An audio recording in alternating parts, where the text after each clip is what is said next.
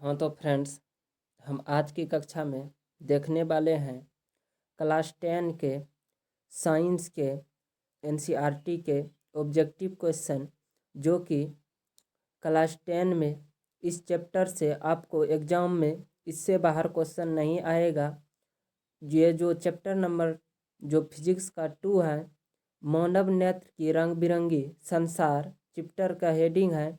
तो इसी का आज जो हम वीवीआई इम्पोर्टेंट क्वेश्चन एग्जाम के दृष्टि से बनते हैं, हम उसी को देखने वाले हैं। तो आज की कक्षा को हम बिना विलम्ब करते हुए शुरू करते हैं। तो आज की कक्षा में आप सभी क्वेश्चन को देखने के लिए आप बने रहें। तो हम बिना विलम्ब करते हुए इस कक्षा को स्टार्ट करते हैं। तो जिसमें मेरा पहला क्वेश्चन है, आवर्धन का एसआई मात्रक है। ऑप्शन ए में है मीटर, ऑप्शन बी में है 1/प्रति मीटर, ऑप्शन सी में है 1/प्रति मीटर स्क्वायर, ऑप्शन डी में है इनमें से कोई नहीं। तो ऑप्शन नंबर डी जो है इसका करेक्ट सही हो जाएगा, इनमें से कोई नहीं।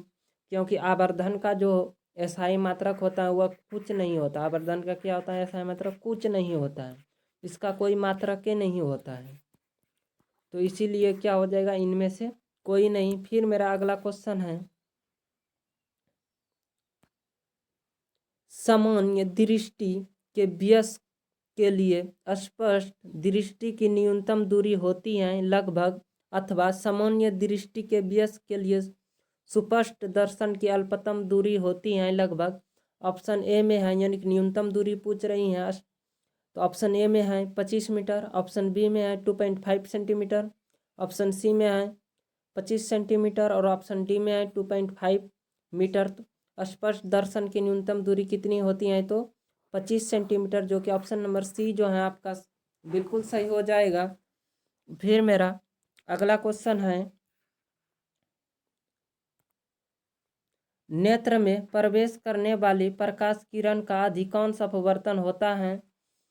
ऑप्शन नंबर ए में है नेत्रोद अंतरपृष्ठ पर, ऑप्शन बी में है अभिनेत्र के अंतरपृष्ठ पर, ऑप्शन सी में है कॉर्निया के बाहरी पृष्ठ पर, ऑप्शन डी में है इनमें से कोई नहीं। तो ऑप्शन नंबर सी जो है आपका करेक्ट बिल्कुल सही हो जाएगा, कॉर्निया के बाहरी पृष्ठ पर नेत्र में प्रवेश करने वाली प्रकाश किरण का अधिकांश अपवर्तन होता है, तो कॉर्निया के बाहरी पृष्ठ पर। फिर मेरा अगला क्वेश्चन है, सामान्य नेत्र अधिकतम कितनी दूरी तक की वस्तुओं को स्पष्ट देख सकता है, अथवा सामान्य मानव नेत्र का दूर बिंदु होता है? ऑप्शन ए में है 25 सेंटीमीटर पर होता है, ऑप्शन बी में है 25 मिलीमीटर पर होता है, ऑप्शन सी में है 25 मीटर पर होता है और ऑप्शन डी में है अनंत पर होता है। तो सामान्य नेत्र की जो स्पष्ट दूरी होती है वह कितना होता है? अनंत होता है। ऑप्शन नंबर जो है इसका डी बिल्कुल सही हो जाएगा। फिर मेरा अगला क्वेश्चन है, दीर्घ दृष्टि दोष के निवारण के लिए उपयोग किया जाता है। तो दीर्घ दृष्टि दोष के निवारण के लिए उपयोग किया जाता है, तो ऑप्शन ए में है गोलीय बेलनाकार लेंस, ऑप्शन बी में है उत्तल लेंस, ऑप्शन सी में है समोत्तल लेंस, ऑप्शन बी में है अवतल लेंस। तो दीर्घ दृष्टि दोष के निवारण के लिए जो है उत्तल लेंस का उपयोग किया जाता है, और निकट दृष्टि दोष के निवारण के लिए अवतल लेंस का हम उपयोग करते हैं। किसका? निकट दृष्टि दोष के निवारण के लिए निकट दृष्टि दोष के निवारण के लिए हम किसका उपयोग करते हैं? तो अवतल लेंस का उपयोग करते हैं, और दीर्घ दृष्टि दोष के निवारण के लिए हम उत्तल लेंस का उपयोग करते हैं। फिर मेरा अगला क्वेश्चन है, किस वर्ण का तरंग दैर्घ्य सबसे बड़ा है? ऑप्शन ए में है लाल, ऑप्शन बी में है नीला, ऑप्शन सी में है पीला और ऑप्शन डी में है बैंगनी। तो सबसे तरंग दैर्घ्य जो है सबसे अधिक जो होता है लाल रंग का होता है, लंबा कह दे या बड़ा कह दे। फिर जो है अगर सबसे तरंग दैर्घ्य कम पूछता तो किसका हो जाता? बैंगनी रंग का। एक चीज आपको याद रखना है, तरंग दैर्घ्य को हम किससे? लेमडा से सूचित करते हैं, और प्रकीर्णन को पी से। तो हम लेमडा और प्रकीर्णन में संबंध, यानी तरंग दैर्घ्य और प्रकीर्णन में संबंध देखते हैं, तो जिस रंग का तरंग दैर्घ्य सबसे अधिक होता है उसका प्रकीर्णन जो है क्या होता है, सबसे कम होता है। जिस रंग का तरंग दैर्घ्य सबसे अधिक होता है उसका प्रकीर्णन क्या होता है, सबसे कम होता है। अगर यहाँ पर तरंग दैर्घ्य सबसे अधिक लाल रंग का है, अगर आपसे प्रकीर्णन पूछता किस रंग का प्रकीर्णन सबसे अधिक होगा तो बैंगनी रंग का हो जाएगा, और तरंग दैर्घ्य जो है वह क्या होता है, प्रकीर्णन का उल्टा होता है। तो आपसे यहाँ क्या पूछ रहा है क्वेश्चन में, किस वर्ण का तरंग दैर्घ्य सबसे बड़ा होता है, तो लाल रंग का। अगर सबसे कम पूछता तो बैंगनी रंग का। फिर मेरा अगला क्वेश्चन है, सामान्य नेत्र के लिए दूर बिंदु है। ऑप्शन ए में है 25 मीटर, ऑप्शन बी में है 25 सेंटीमीटर, ऑप्शन सी में है 25 मिलीमीटर, और ऑप्शन डी में है अनंत। तो आपको अभी हम पहले भी बता चुके हैं कि सामान्य नेत्र के लिए दूर बिंदु होता है तो क्या होता है, अनंत, जो कि ऑप्शन नंबर डी जो है आपका बिल्कुल सही है। फिर मेरा अगला क्वेश्चन है, किसी अंतरिक्ष यात्री को आकाश कैसा प्रतीत होता है। ऑप्शन ए में है काला, ऑप्शन बी में है नीला, ऑप्शन सी में है लाल, और ऑप्शन डी में है कोई नहीं। तो सामान्य अंतरिक्ष यात्री को आकाश कैसा प्रतीत होता है, तो काला होता है, जो कि ऑप्शन नंबर ए बिल्कुल सही है। फिर मेरा अगला क्वेश्चन है, वायुमंडल में प्रकाश का कौन सा रंग अधिक प्रकीर्णन करता है। ऑप्शन ए में है लाल, ऑप्शन बी में है नीला, ऑप्शन सी में है पीला, और ऑप्शन डी में है नारंगी। तो आपको बता दें यहाँ ऑप्शन के हिसाब से नीला हो जाएगा। अगर आपसे पूछता यहाँ पर, अगर आपको ऑप्शन बैगनी दिया रहता तो आपका जो करेक्ट आंसर हो जाता वह बैगनी हो जाता, क्योंकि क्या पूछ रहे हैं, वायुमंडल में प्रकाश का कौन सा रंग अधिक प्रकीर्णन करता है। तो अगर ऑप्शन आपको बैगनी दिया रहता तो आप ऑप्शन बैगनी मारते, लेकिन बैगनी नहीं दिया है तो आप क्या मारना है, लाल मारना है। तब बैगनी जब नहीं दिया रहेगा तब लाल मारना है प्रकीर्णन। तब किसका हो जाएगा सबसे अधिक, नीला का। तब किसका हो जाएगा प्रकीर्णन सबसे अधिक, नीला का। बैगनी नहीं रहेगा ऑप्शन में तो क्या मारना है, नीला। फिर मेरा अगला क्वेश्चन है, टिंडल प्रभाव प्रकीर्णन की कौन सी परिघटना को प्रदर्शित करता है। ऑप्शन ए में है प्रकाश का परावर्तन, ऑप्शन बी में है प्रकाश का अपवर्तन, ऑप्शन सी में है प्रकाश का विशेषण, और ऑप्शन डी में है प्रकाश का प्रकीर्णन। तो टिंडल प्रभाव जो है कौन सी घटना को प्रदर्शित करता है, तो प्रकाश की प्रकीर्णन की घटना को प्रदर्शित करता है कौन, तो टिंडल प्रभाव। फिर मेरा अगला क्वेश्चन है, नेत्र में प्रवेश करने वाली प्रकाश किरणों का अधिकांश अपवर्तन कहाँ होता है। ऑप्शन ए में है अभिनेत्र लेंस पर, ऑप्शन बी में है कॉर्निया के बाहरी पृष्ठ पर, ऑप्शन सी में है नेत्रोद में, फिर ऑप्शन डी में है दृष्टि पटल पर। तो नेत्र का जो प्रतिबिंब, किसी भी वस्तु का जो प्रतिबिंब बनता है वह कहाँ बनता है, दृष्टि पटल पर। यहाँ क्या पूछ रहा है, नेत्र में प्रवेश करने वाली प्रकाश किरण का अधिकांश अपवर्तन कहाँ होता है, तो कॉर्निया के बाहरी पृष्ठ पर। आपका जो है ऑप्शन नंबर बिल्कुल सही हो जाएगा। फिर मेरा अगला क्वेश्चन है, किस लेंस का उपयोग कर दीर्घ दृष्टि दोष का संशोधित किया जा सकता है। ऑप्शन ए में है अवतल लेंस, ऑप्शन बी में है उत्तल लेंस, ऑप्शन सी में है कभी अवतल लेंस और कभी उत्तल लेंस, ऑप्शन डी में है बेलनाकार लेंस। तो दीर्घ दृष्टि दोष को दूर करने के लिए उत्तल लेंस का उपयोग करते हैं, और निकट दृष्टि दोष को दूर करने के लिए हम किसका उपयोग करते हैं, तो अवतल लेंस का उपयोग करते हैं। निकट के लिए किसका, अवतल लेंस का, और दूर के लिए उत्तल लेंस का। इन चीज को याद रखना है, क्योंकि इन दो क्वेश्चनों में बच्चे लोग अधिक कंफ्यूज करते हैं। फिर मेरा अगला क्वेश्चन है, जब सूर्य का प्रकाश वायुमंडल से गुजरता है तो वह वायु के सूक्ष्म कण किस रंग के प्रकाश को अधिकतम प्रबलता से प्रकीर्णित करता है। ऑप्शन ए में है लाल, ऑप्शन बी में है नारंगी, और ऑप्शन सी में हरा, और ऑप्शन डी में है नीला। तो वह किस रंग को सबसे अधिक प्रकीर्णित करता है, नीला।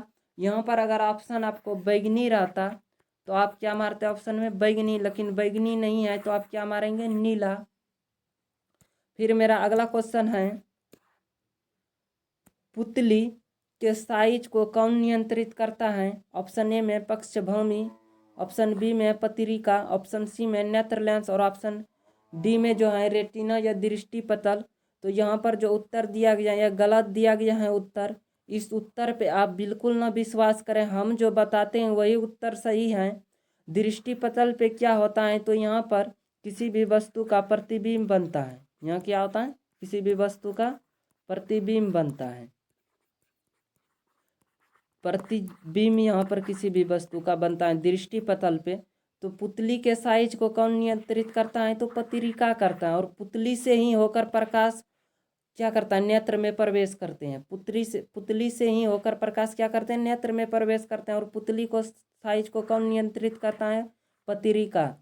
और किसी भी वस्तु का प्रतिबिंब नेत्र में कहाँ बनता है, तो रेटिना पर बनता है या दृष्टिपटल पर।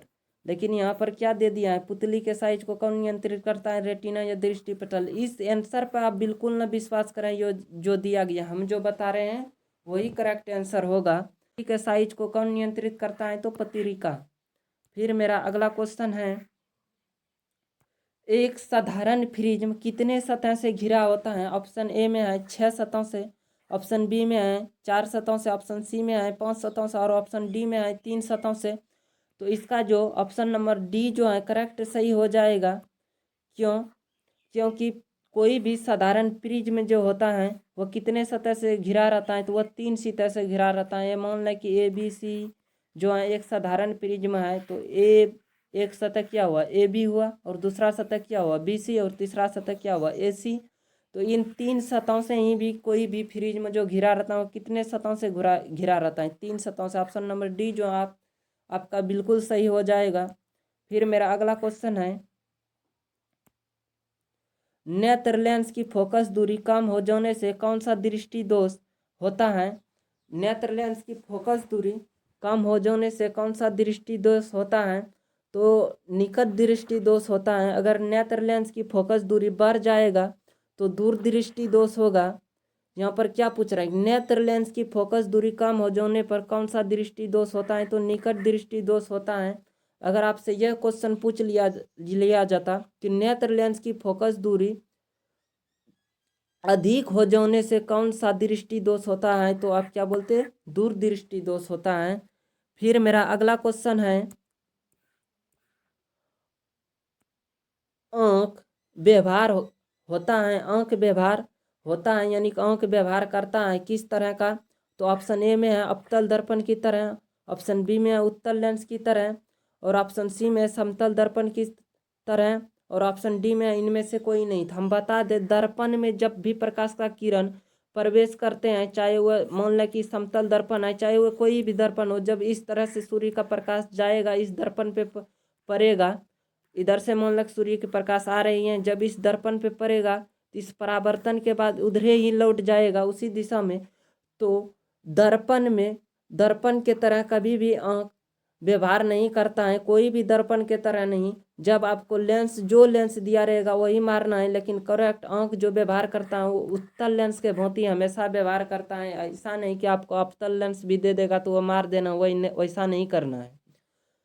आँख अगर पूछेगा कैसा व्यवहार करता है तो उत्तल लेंस की तरह करता है। फिर मेरा अगला क्वेश्चन है,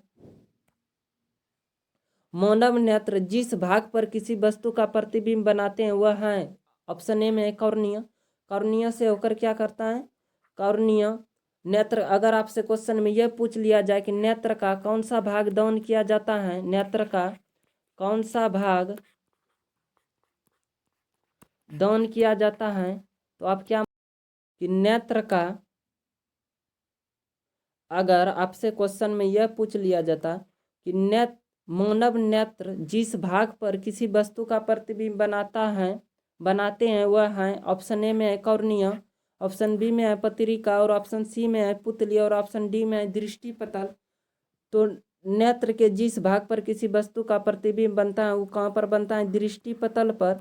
और कॉर्निया जो ऑप्शन में दिया गया, अगर आपसे क्वेश्चन यह पूछ लिया जाएगा कि नेत्र का कौन सा भाग दान किया जाता है, नेत्र का कौन सा भाग दान किया जाता है, तो आप क्या मारते, कॉर्निया। और पत्रिका जो होता है यह पुतली को साइज को क्या करता है, नियंत्रित करता है। अगर आपसे क्वेश्चन में यह पूछ लिया जाता कि पुतली को साइज को कौन नियंत्रित करता है, तो पत्रिका। और नेत्र में जो प्रकाश जो प्रवेश करते हैं इसी पुतली से होकर प्रवेश करते हैं। अगर आपसे क्वेश्चन में यह पूछ लिया जाए नेत्र में प्रकाश किससे होकर प्रवेश करते हैं, तो किससे होकर करते हैं? पुतली से होकर प्रवेश करते हैं।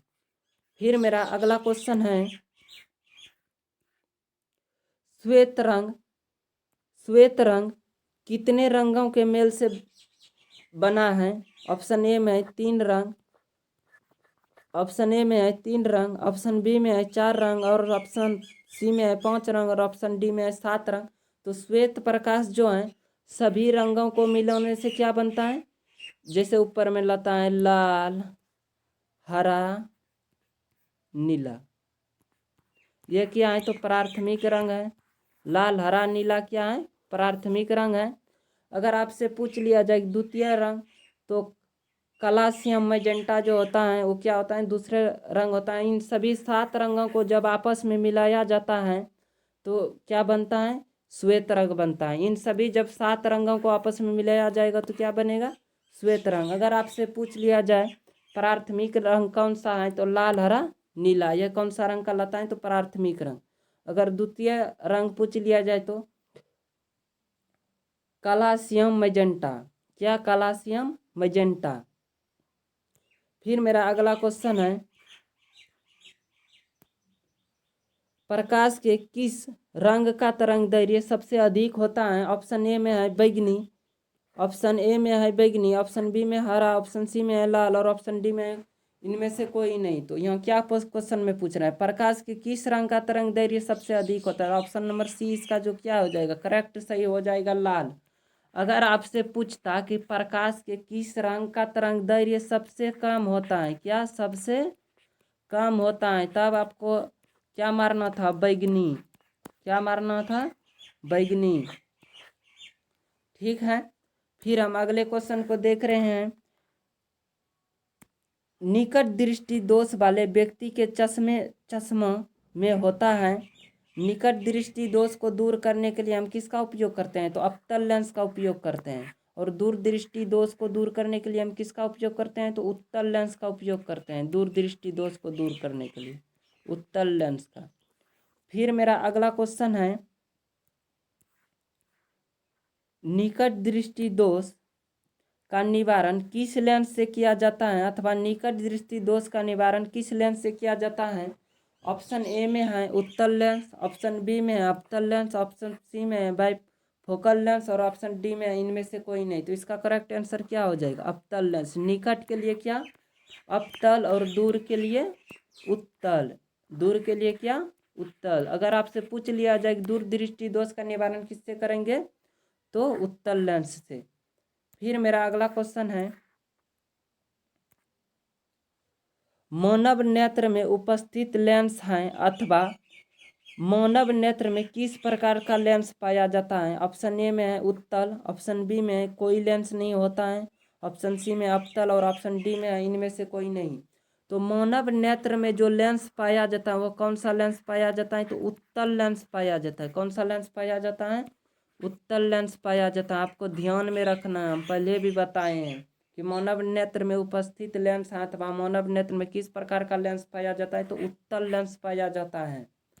फिर मेरा अगला क्वेश्चन है स्पेक्ट्रम में किस रंग की किरण का विचलन झुकाव अधिक होता है? तो विचलन झुकाव जो होता है वह बैगनी रंग का अधिक होता है। विचलन झुकाव किसका अधिक होता है? तो बैगनी रंग का। आपको याद ये रखना है जिस रंग का तरंग दैर्घ्य अधिक होता है उसका विचलन क्या होता है? कम होता है। जिस रंग का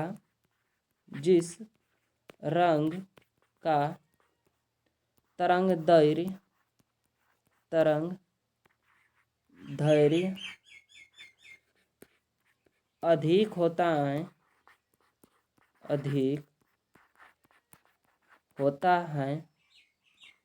उसका विचलन क्या होता है? उसका विचलन कम होता है। उसका विचलन क्या होता है? कम होता है। तो यहाँ पर क्या पूछ रहे स्पेक्ट्रम में किस रंग की किरण का विचलन झुकाव अधिक होता है? तो इसका अगर लाल रंग का तरंग दैर्घ्य अधिक है तो इसका विचलन क्या होगा? कम। और अगर बैगनी रंग का तरंग दैर्घ्य कम है तो इसका विचलन क्या होगा, सबसे अधिक होगा। तो आपको याद क्या रखना, बैगनी रंग।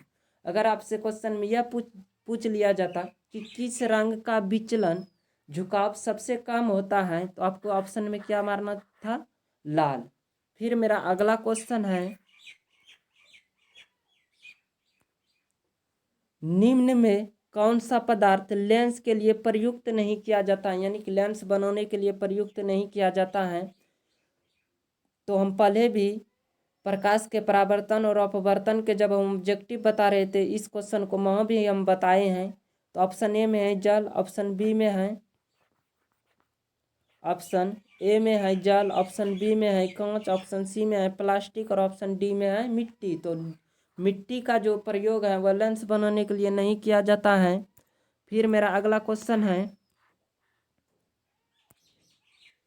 स्पेक्ट्रम प्राप्त करने के लिए किसका उपयोग किया जाता है।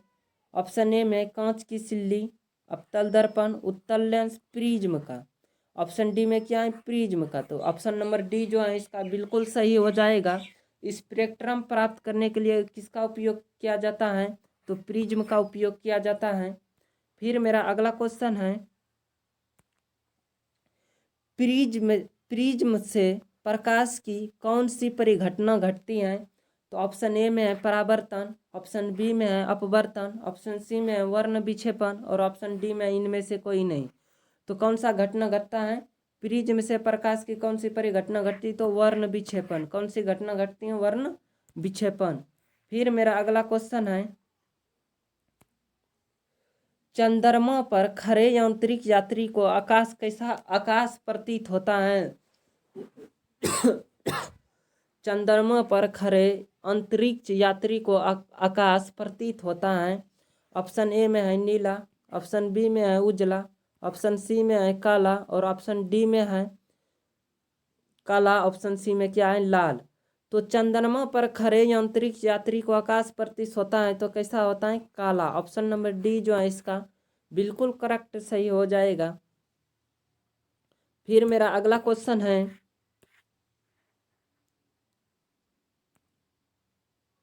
एक स्वस्थ आंख के लिए दूर बिंदु होता है। पहले भी हम इस क्वेश्चन को बताए हैं। ऑप्शन ए में है 25 सेंटीमीटर, ऑप्शन बी में है 0, ऑप्शन डी में है 250 सेंटीमीटर, ऑप्शन डी में अनंत। तो अनंत होता है, एक स्वस्थ आंख के लिए दूर बिंदु होता है अनंत और एक स्वस्थ आंख के लिए निकट बिंदु होता है तो कितना, 25 सेंटीमीटर। अगर निकट बिंदु पूछता तो तब कितना मारते, 25 सेंटीमीटर। फिर मेरा अगला क्वेश्चन है, जो नेत्र निकट स्थित वस्तुओं को साफ नहीं देख सकता है उस नेत्र में होता है, तो उस नेत्र में क्या होता है, दूरदृष्टि दोष। दूरदृष्टि दोष। फिर ऑप्शन बी में है निकट दृष्टि दोष, फिर ऑप्शन सी में जरा दृष्टि दोष, फिर है ऑप्शन डी में वर्णद्धता।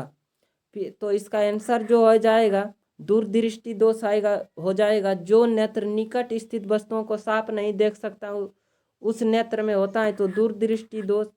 और जो नेत्र दूर की वस्तु को नहीं देख सकता है उस नेत्र में होता है, ये क्वेश्चन अगर आपसे पूछता तो निकट दृष्टि दोष, हाँ तो उसे निकट दृष्टि दोष होता है।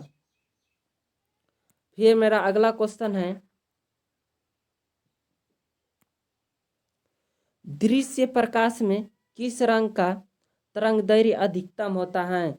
दृश्य प्रकाश में किस वर्ण का तरंग दैर्घ्य अधिकतम होता है। तो ऑप्शन ए में है बैगनी, ऑप्शन बी में है लाल, ऑप्शन सी में है नीला और ऑप्शन डी में है पीला। तो दृश्य प्रकाश में जो किस रंग का तरंग दैर्घ्य अधिकतम होता है, तो बैगनी रंग का तरंग दैर्घ्य जो है अधिकतम होता है दृश्य प्रकाश में। दृश्य प्रकाश में किस रंग का तरंग दैर्घ्य अधिकतम होता है, सॉरी फ्रेंड्स, इसका लाल ऑप्शन हो जाएगा, लाल रंग। दृश्य प्रकाश में किस रंग का तरंग दैर्घ्य अधिकतम होता है, तो लाल का। ऑप्शन नंबर बी जो है इसका करेक्ट सही आंसर है। फिर मेरा अगला क्वेश्चन है, इंद्रधनुष का बनना किस परिघटना पर आधारित है। प्रकाश का परावर्तन, प्रकाश का अपवर्तन, प्रकाश का वर्ण विक्षेपण। तो इंद्रधनुष का बनना किस परिघटना पर आधारित है, तो इसका जो हो जाएगा प्रकाश का अपवर्तन पर आधारित है। क्योंकि जब इस पर वर्षा के बूंद पड़ते हैं तो के प्रकाश की किरण वह 7 रंगों में विभक्त हो जाते हैं। उसी को हम क्या कहते हैं, इंद्रधनुष कहते हैं। तो इसका क्या होता है, वहाँ पे प्रकाश का अपवर्तन होता है, जो कि ऑप्शन नंबर बी इसका बिल्कुल सही आंसर है।